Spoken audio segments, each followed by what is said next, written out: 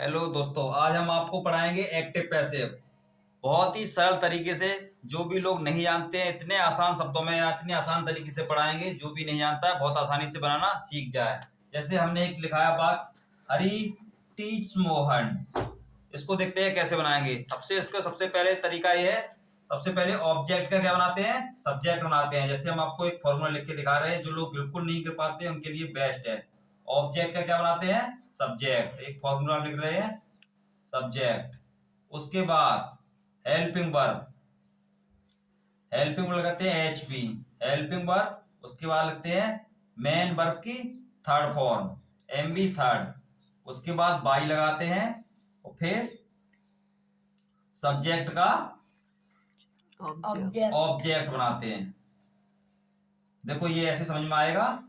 सबसे पहले वाक्य का ऑब्जेक्ट में ऑब्जेक्ट का बनाते हैं सब्जेक्ट। जैसे वाक्य में ऑब्जेक्ट मोहन है तो ऑब्जेक्ट का सब्जेक्ट बनाएंगे तो सबसे पहले लिखेंगे मोहन। टेंस पहचानते हैं। टेंस हमारा है प्रेजेंट इंडेफिनिट, एसएआईएस। प्रेजेंट इंडेफिनिट को प्रेजेंट कंटिन्यूअस यानी इजेएमआर में बोलते हैं। प्रेजेंट इंडेफिनिट को प्रेजेंट कंटिन्यूअस बोलते हैं इजेएमआर में। एक वचन है तो क्या आएगा, एज। ये तो हो गया हेल्पिंग वर्ब। अब मेन वर्ब की थर्ड फॉर्म। एक्टिव पैसिव कोई सा भी हो, हमेशा वर्ब की थर्ड फॉर्म लगती है।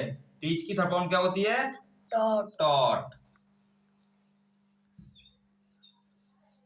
उसके बाद क्या लिखा है, बाई। बाई लगाते हैं और बाई के बाद सब्जेक्ट यानी सब्जेक्ट का ऑब्जेक्ट बनाते हैं। जैसे हरी लिखा है तो हरी लिख देंगे। यहां पर अगर होता ही तो ही का हिम हो जाता। अगर यहाँ पे लिखा होता सी तो सी का हा। जैसे हम दूसरा वाक्य लिखते हैं और आपको समझाते हैं। सबसे पहले मोहन, ऑब्जेक्ट का हमने सब्जेक्ट बनाया। टेंस देखते हैं, प्रेजेंट इंडेफिनिट को कंटिन्यूअस में हमारा बोलते हैं। एक वचन है तो एज, मेन वर्ब की थर्ड फॉर्म बाई और लास्ट में हरी। जैसे हम दूसरा वाक्य लिखते हैं आपको समझाते हैं प्रोनाउन के हिसाब से।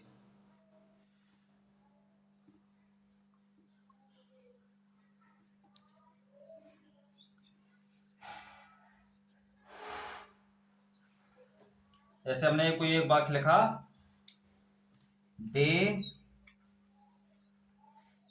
Believe me.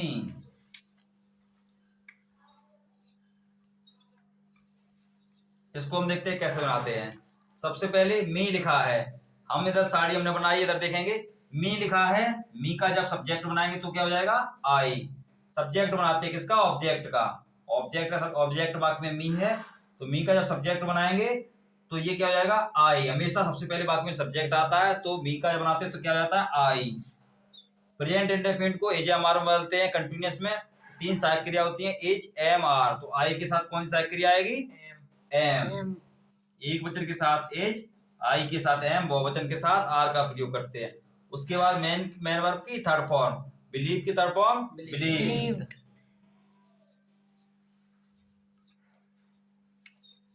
उसके बाद क्या लगाएंगे, बाई।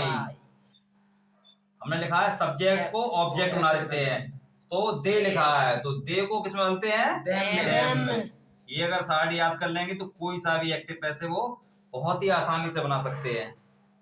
हमने आप लोगों को बताया दे बिलीव मी कितना सरल है। सबसे पहले ऑब्जेक्ट यानी ऑब्जेक्ट का क्या बनाते हैं, सब्जेक्ट। जैसे ऑब्जेक्ट का बनाते हैं सब्जेक्ट, आई हो गया। आई के साथ क्या लगता है, एम।